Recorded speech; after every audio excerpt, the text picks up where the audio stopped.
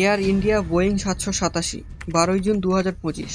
মানে এই কদিন আগে যে প্লেন দুর্ঘটনাটি হলো এটা তো আমরা সবাই জানি, কিন্তু জানেন কি এর আগেও বহুবার বহু প্লেন দুর্ঘটনা হয়েছে, যে দুর্ঘটনাগুলিও কেড়ে নিয়েছে বহু মানুষের প্রাণ।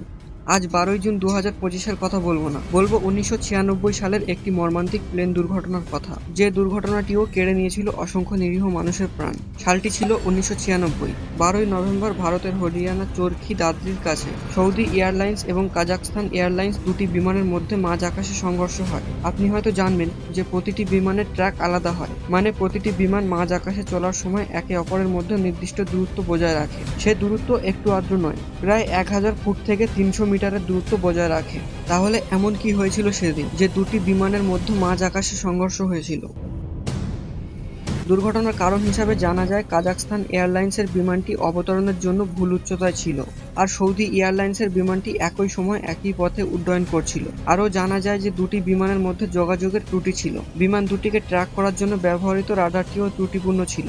এই বেশ কিছু ভুলের জন্য এই এত বড় দুর্ঘটনাটি সৃষ্টি হয়, নিমেষেই চলে যায় কত মানুষের প্রাণ।